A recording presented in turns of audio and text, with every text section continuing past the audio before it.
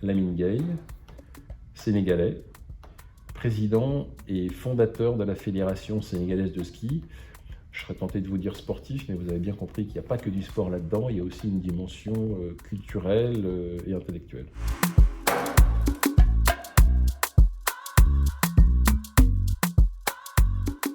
Comment j'ai commencé? C'est parce que j'étais passage en fait.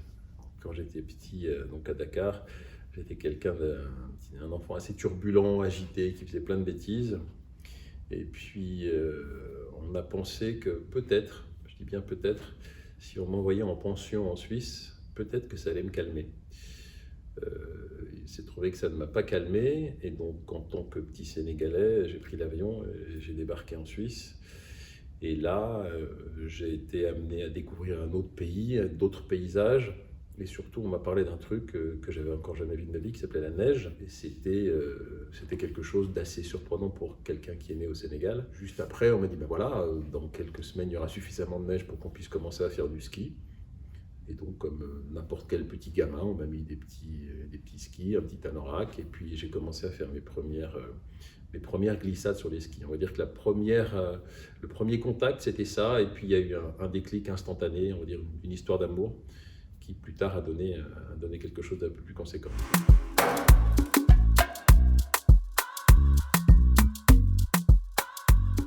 En fait, il y a deux dimensions à ça. La première, c'est peut-être une dimension sportive.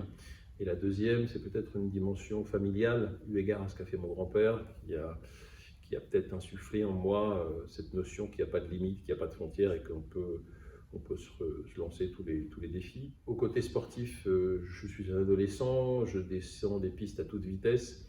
J'adore la vitesse, je suis passionné de descente parce qu'il y a plusieurs disciplines dans le ski. Et je me rends compte que si je continue comme ça, je vais soit me tuer, soit tuer quelqu'un.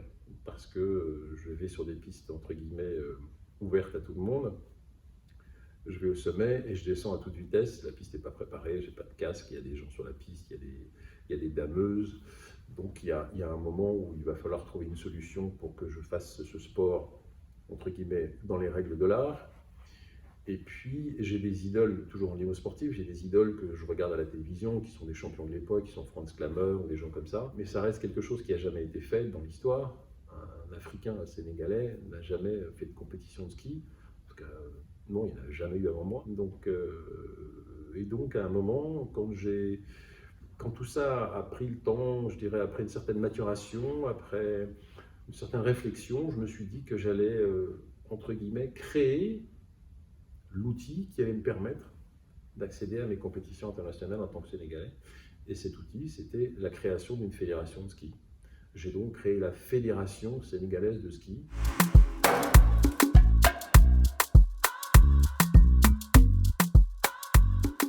L'accueil général, global, ils étaient super enthousiastes parce que je pense que les Sénégalais sont souvent dans l'innovation et ils aiment bien être les premiers dans un domaine. Et puis j'ai eu je crois que les Sénégalais sont j'allais dire, courageux. Les Africains ils tentent toujours. C'est pas par hasard s'ils traversent la mer, ils prennent des risques, enfin, mais parce que c'est par nécessité, on n'a pas le choix. Donc il y a une partie qui a trouvé ça bien et j'ai eu une partie d'officiels du sport que j'ai senti presque réticents, mais j'ai eu quand même quelques surprises. J'avais eu un officiel qui me disait « Oui, mais vous ne vous rendez pas compte, les Sénégalais, c'est pas dans notre tradition de faire du ski. » Et puis je lui ai donné une petite anecdote, je lui ai dit « Vous savez, à une époque, on disait Sénégal, c'est pas dans notre tradition d'avoir la climatisation à la maison. Je suppose que vous avez la clim. Est-ce que vous voulez arrêter la clim au plein été ?» Il m'a dit « Vous avez raison, monsieur Gueye. » En faisant ça, j'imaginais peut-être pas la portée qui allait au-delà du sport, la portée symbolique, je dirais pas la portée de l'exemple, mais que tout est en fait accessible, il faut juste se donner les moyens de le faire. Et quand j'étais par la suite dans le milieu du ski international, je me suis rendu compte qu'en effet, le fait d'être le premier Africain et le premier noir à faire ce genre de compétition, ça avait une portée bien, bien supérieure à celle du sport.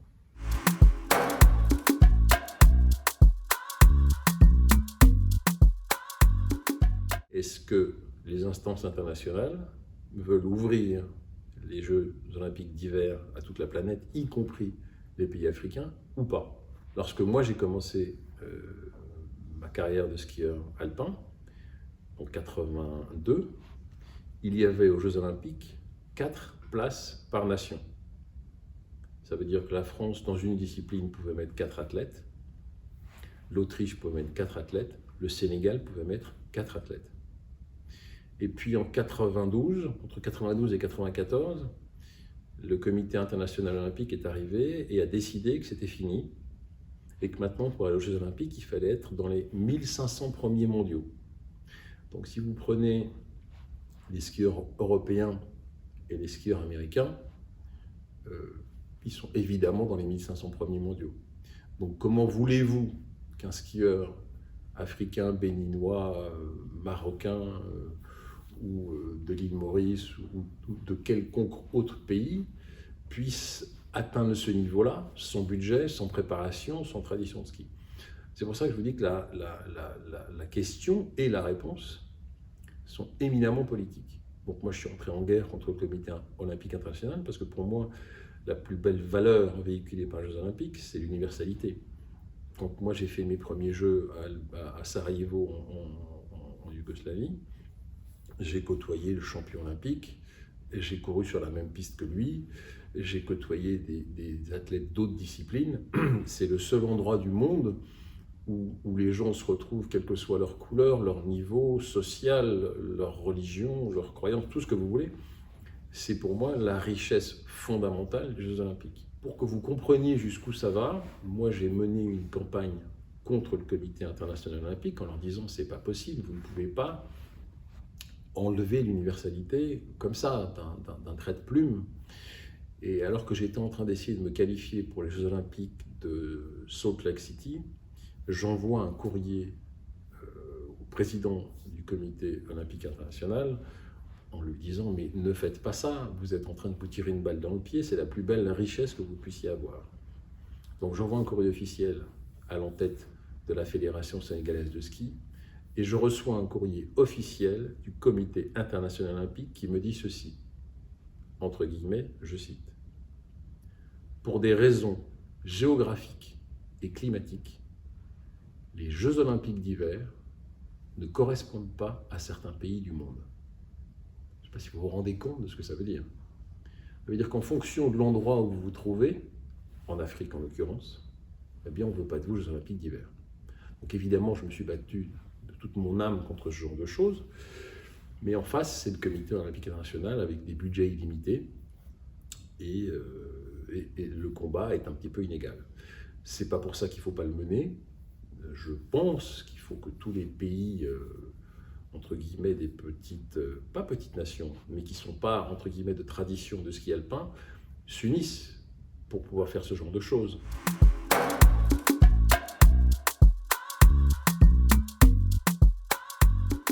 Déjà, la première réponse que j'ai envie de vous donner, c'est que génétiquement parlant, un athlète camerounais ou gabonais ou du Congo est aussi performant qu'un athlète d'un autre pays.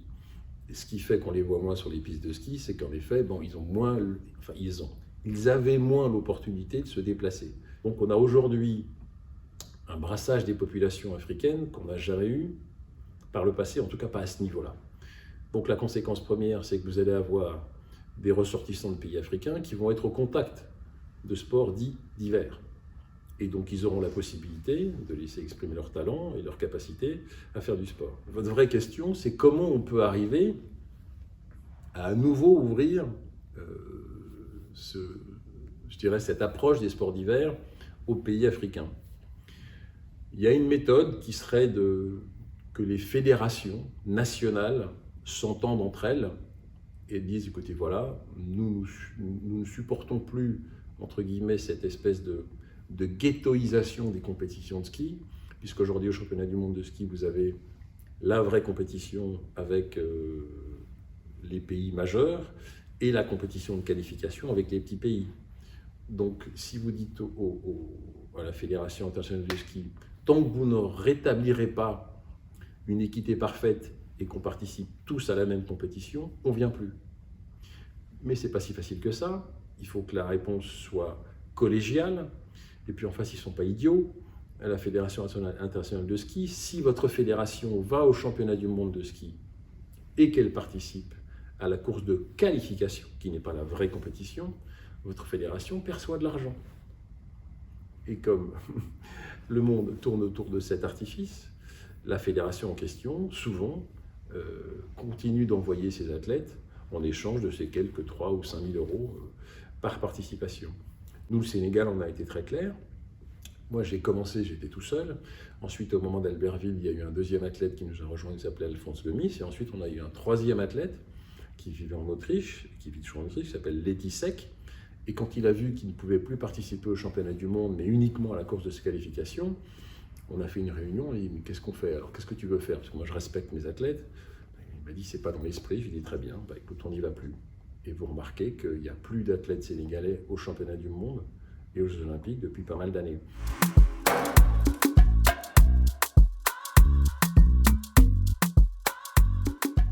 Il est évident quand on débarque en tant que seul skieur noir du cirque blanc, entre guillemets, parce que ça s'appelle comme ça, c'est le circuit de la Coupe du Monde, il y a des rugosités. J'ai eu moult exemples. Le skieur autrichien vient vers moi, relativement imbu de sa personne, un petit peu arrogant. Il me dit, entre guillemets, dégage de là, parce que moi je suis un Autrichien, entre guillemets, on est les meilleurs, et surtout je suis meilleur que toi. Et je le regarde très calmement dans les yeux, je lui dis, écoute, si tu veux que je bouge d'ici, il va falloir que ce soit toi qui me déplace. Et donc il s'est approché, et on a eu un petit moment de, on va dire un petit moment de tension dans le regard, et il a compris que jamais personne n'allait me faire bouger d'ici, ni lui, ni personne d'autre, tant que j'aurais pas fini ça. Et puis, il a fait ah, et puis il est parti, il a attendu, une fois que j'ai fini d'avoir fait mon inspection du passage, je suis parti, il est venu là.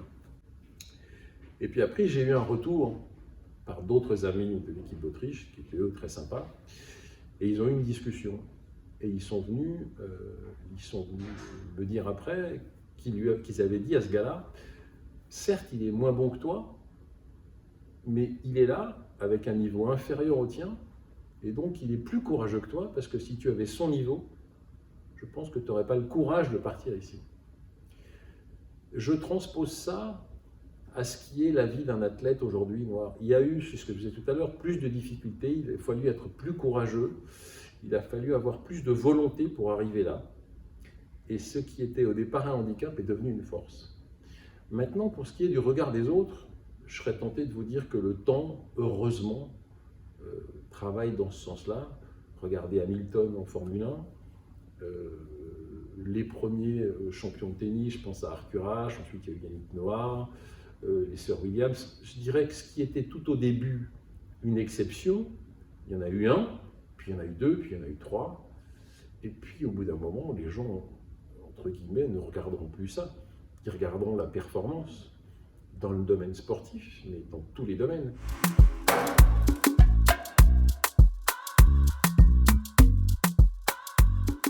Je pense qu'on ne peut pas regarder devant nous en regardant en faisant abstraction de ce qui s'est passé derrière. Il y a une historique de l'homme noir, et force est de constater, que ça nous plaise ou que ça ne nous plaise pas, que les rôles majeurs par le passé n'étaient pas tenus par des noirs, pour des raisons simples. C'est que nous n'avions pas accès à certaines choses avant, ou en tout cas ces choses-là n'étaient pas médiatisées et n'étaient pas mises en avant. Donc je crois que notre histoire fait partie de notre richesse. Donc ce qui compte, ce n'est pas tellement d'être le premier. Pour qu'il y ait un deuxième, il faut qu'il y ait eu un premier. Donc dans ce sens-là, je pense qu'il faut s'en souvenir. Après, je pense que c'est un élan beaucoup plus global. Et vous verrez que dans une dizaine ou dans une quinzaine d'années, ou dans la génération qui va venir, la notion de premier n'existera plus.